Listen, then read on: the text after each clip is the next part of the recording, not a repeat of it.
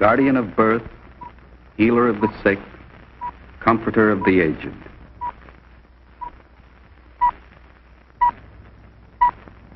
To the profession of medicine, to the men and women who labor in its cause, this story is dedicated.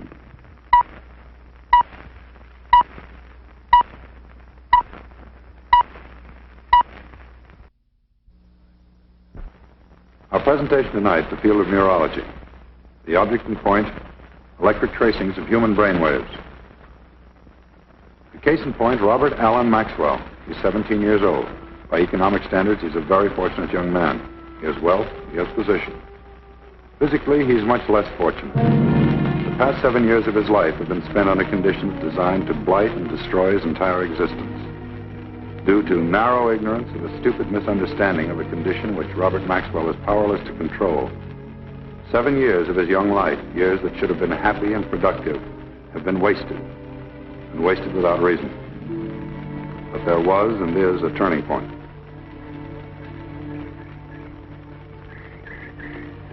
Oh, there he is now. Little Jack Horner, we call him. Oh, he's off someplace by himself. Robert?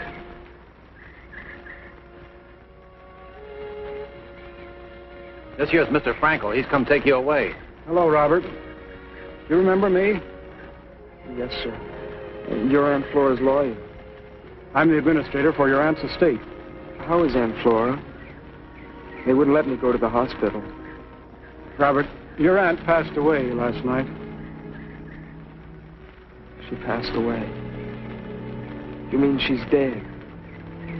Aunt Flora's dead. I'm sorry to bring you this news, Robert. I have a car waiting. I'm going to take you to a doctor in town.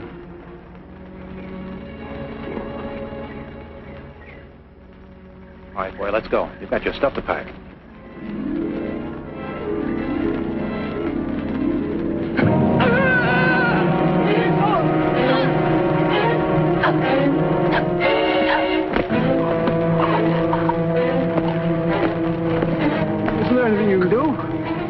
Nope. Got anything handy, you shove it between their teeth so they don't bite the tongue off. If not, you just get them on their side so the saliva don't strangle them. More trouble than any kid I've ever seen.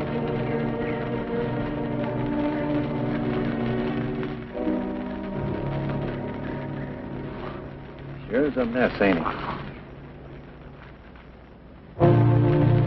Since the boy is the sole heir to the estate, we're obliged to get the best professional advice as to his condition.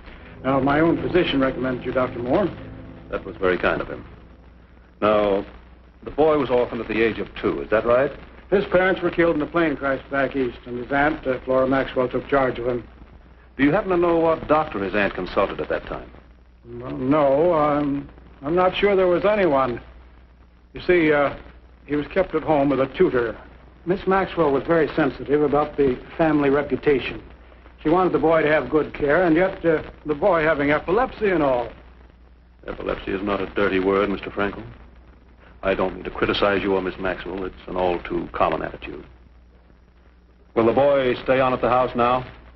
No, there are no relatives, no one to take care of him. He needs a home. Well, I suppose we can find somebody to take care of him. I wasn't thinking of someone you hire. I was thinking of foster parents. Not legal foster parents, more like a family guardianship. Someone who could give Robert the warmth and kindness and understanding that he needs. Who are you going to get to take care of a boy who has fits? You can't cure an epileptic, can you? Some forms can be cured surgically. The rest can be controlled.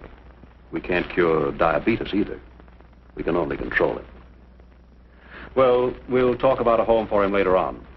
Right now, I'd like to put the boy into a hospital for a series of tests to help establish an accurate diagnosis and start the proper treatment. That's all right with me, Doctor. I'm content to leave things entirely in your hands. I think it would be the best way to proceed. I'll send you a complete report. Robert Allen Maxwell was admitted to the Banner Memorial Hospital on the 23rd of August. Aside from a slight nutritional problem, he was in good physical condition. The neurological examination disclosed no evidence of brain damage. The blood study showed no evidence of hypoglycemia, a deficiency of sugar in the blood. Examination of the spinal fluid has proved entirely normal. The slight anemia connected with the nutritional deficiency is being corrected by diet and vitamin supplement. As part of the routine diagnostic procedure, an electroencephalogram was run by an EEG technician.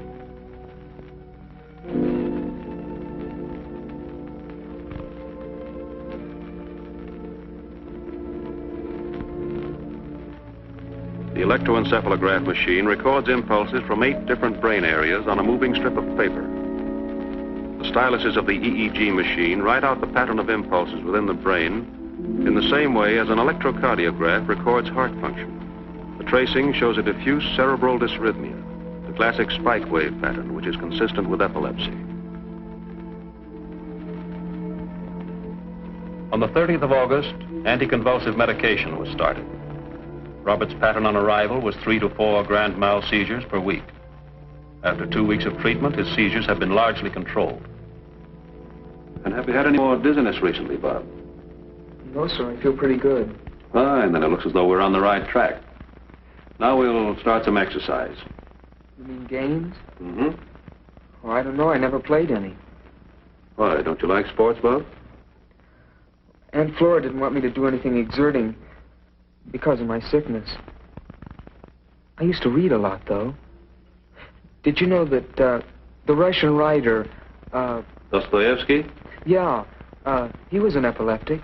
And the Greek philosopher Socrates. And Julius Caesar. So was Alexander the Great.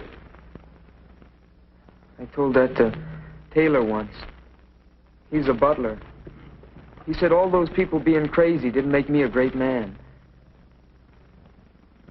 Bob, you've got to resign yourself. There are a lot of people who are very stupid about epilepsy.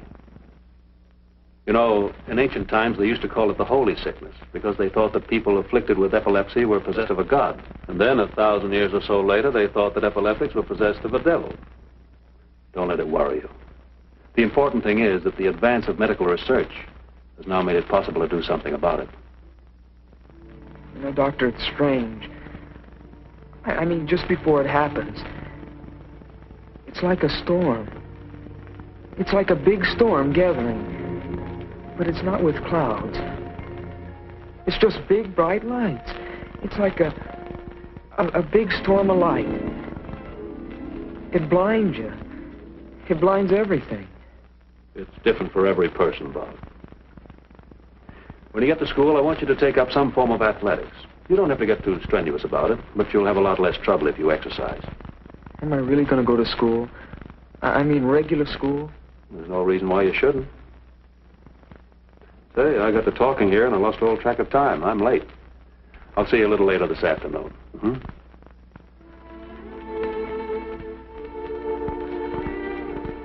Further studies have been made, but by the 3rd week, his improvement is unmistakable. The boy, though shy, is cooperative and gets on well with the hospital personnel. Miss Harris? Oh, I'm sorry. Really, I'm sorry. It's all right. I'll fix it. But you close your eyes now, and don't you dare move your head again. What do you do with patients who move their heads? Oh, I can be pretty tough. At times, I'm almost ruthless. Like the Queen of Hearts. Hmm? Off with their heads. You know, the Queen of Hearts, Alice in Wonderland. Uh-huh. You might call me the Queen of Hearts. All right. You can call me the Mad Hatter.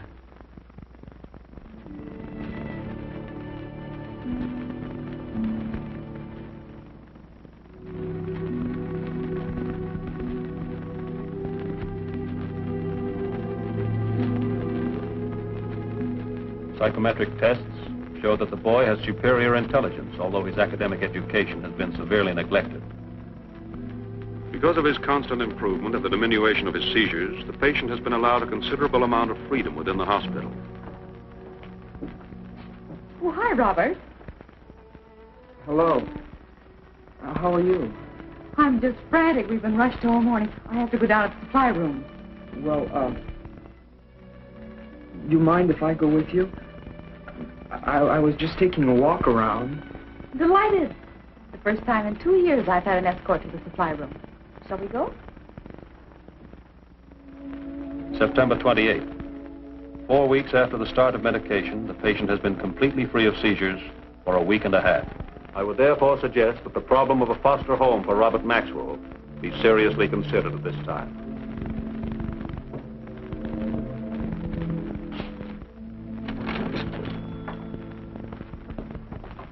Hi, Miss Harris. Well, hello. What are you doing here? I'm over the hill. I slipped away from my nurse. I wanted to see how the Queen of Hearts was doing. Tough as ever. You shouldn't be here, you know. I know. Well, just passing by, I saw you in here, and I thought maybe I could buy you a cup of coffee. There's Dr. Moore and Mr. Frankel. Oh, excuse me. I'll see you later.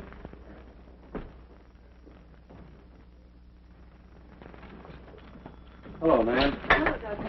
Moore. Miss Harris, meet Mr. Frankel. How do you do? How do you do? Sit down, Mr. Frankel. I've been through quite a list of people that might act as family guardian. We've consulted the bank, and, well, you've no idea how the epilepsy complicates things. If they're the sort of people that will take him, why, they're of questionable character.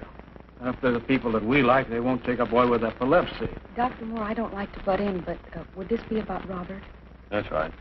Well, it's just that I know a couple, friends of mine.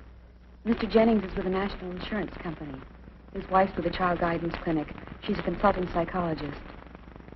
They lost a son in Korea, a boy a few years older than Robert. Is that Samuel Jennings? Uh-huh. I know him. That's the thought. But there's still the problem of epilepsy. The Jennings lost a son. If they could get him back, I don't think they'd demand perfection. Do you?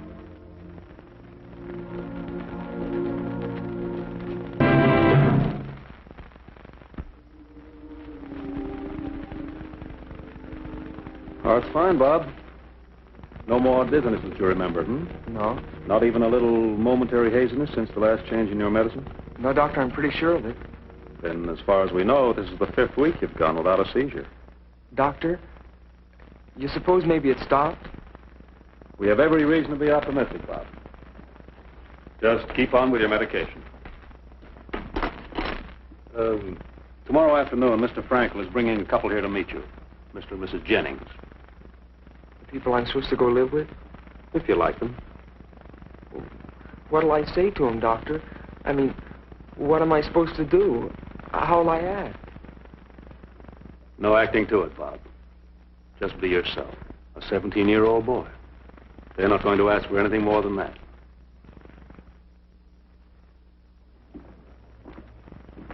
I've talked with the Jennings, Bob, and they're wonderful people. Well, it's up to you. Doctor, I'm a little nervous about meeting them. No, I think I can say with absolute certainty that it's mutual. Let's go.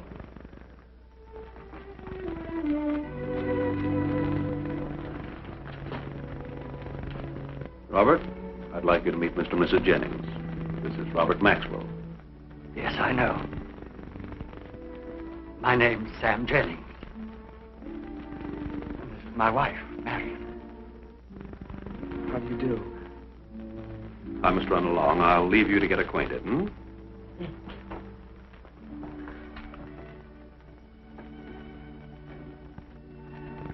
Well, I'm happy to meet you, Robert. I suppose Dr. Morris told you all about it. Yes, sir, he has. We live in the suburbs, Robert. That's just outside of town. Yes, ma'am.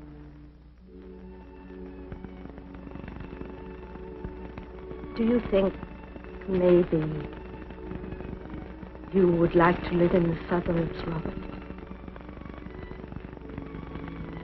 Yes, ma'am. I think I'd like the suburbs.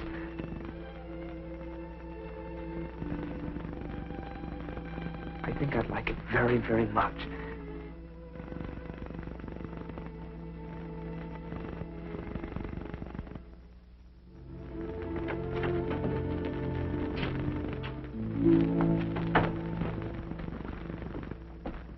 Hi, Bob.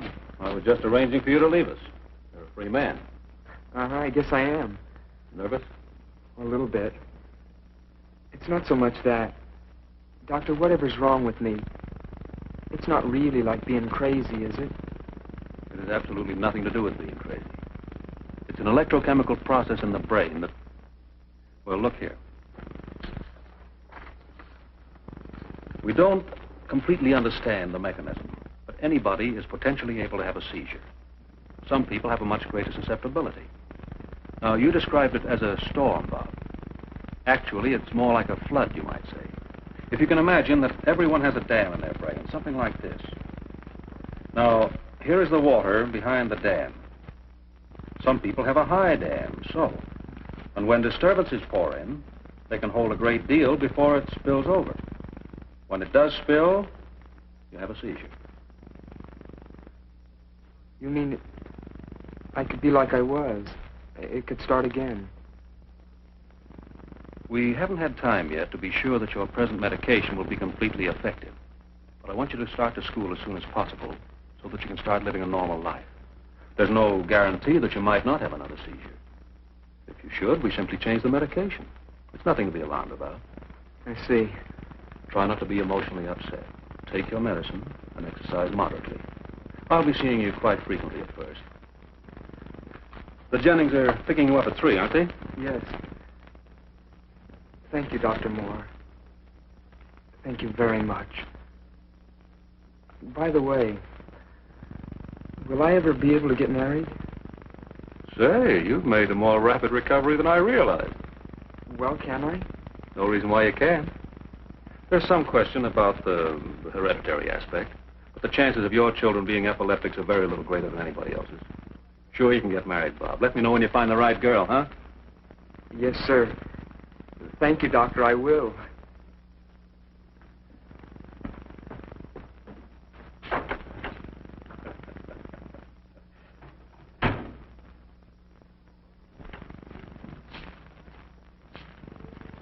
Hi, Robert.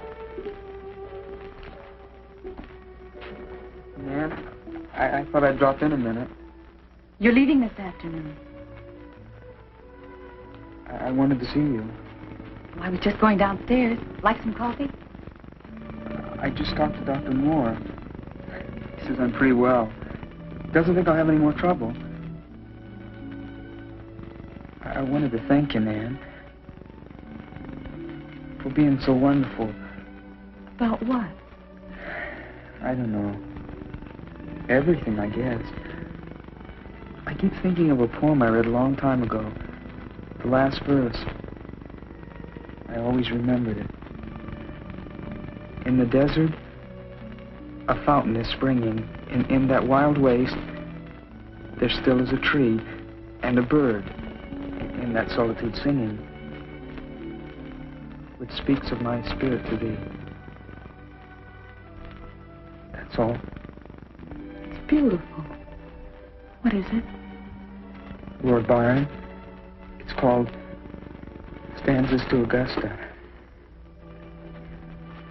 He was very much in love with her, but it was hopeless because she was his sister. Robert, what is it? What's the matter?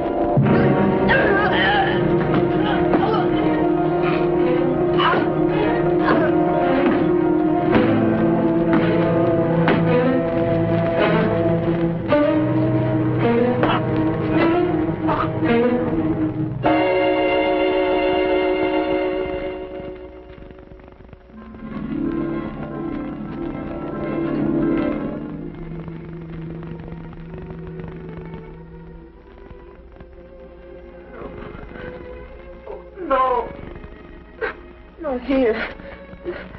Here. It's all right, Robert. It's all right. It's all over now. Everything's all right. No. Not in front of you. Not here, not with you.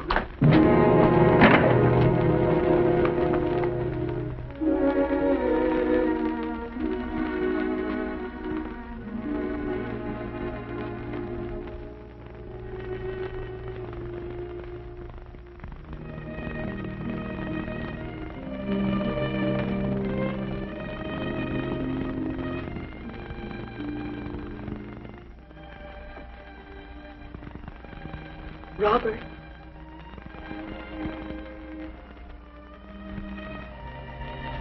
Robert? Robert? What just happened? It doesn't matter. You have to expect it once in a while. It doesn't mean anything. It doesn't mean anything at all. It does. It does. Please.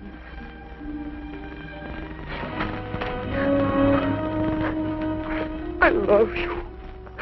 I love you. I love you. I love you, too. In a very special way. We're friends. We're very close friends. I don't mean that. I love you, Nan. I love you. I don't want anybody else. I understand. More than you know. You're well now. You're going to stay well. You have a whole wonderful, beautiful life ahead of you. Don't make it narrow by loving just one person or one thing. Don't build walls around yourself or your life. Love grows small and cramped and selfish that way. There's so much to love. So many things. So many people. Each one of them in a special way. The girl you'll marry.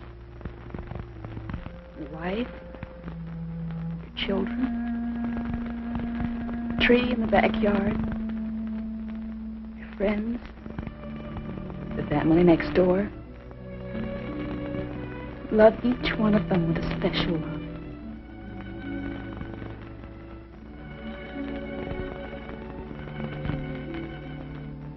Robert, please put me on the list. Love me always. Because I'm someone who will always love you.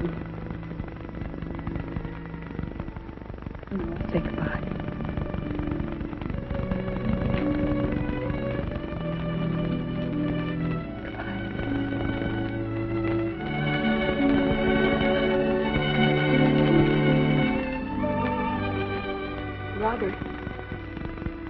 Will you write to me, please? Once in a while? Will you write to the Queen of Hearts?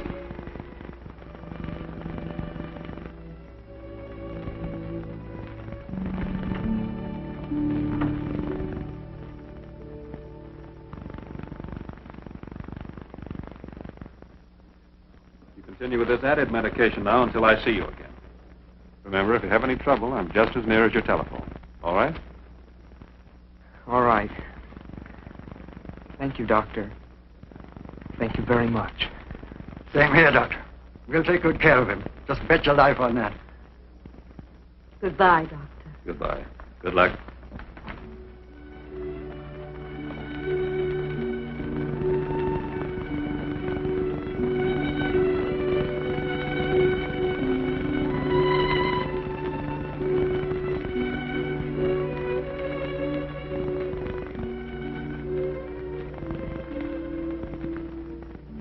Certainly he's a nice youngster, isn't he? Uh-huh. Nice youngster.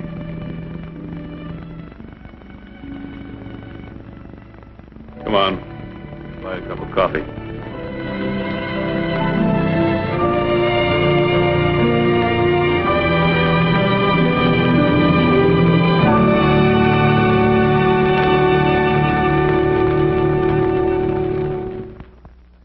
An epileptic is not insane, nor is he evil as men have imagined in the past. He is possessed of a disability as logically explainable as a lame leg. But the stigma of fear lives on, a reminder of man's superstitious past. This the doctor must treat, as well as the epilepsy. The practice of medicine does not stop with the administration of a pill or the use of a knife. It must also immunize against ignorance, intolerance, and superstition. These too are forms of sickness, and the practice of medicine is directed toward health.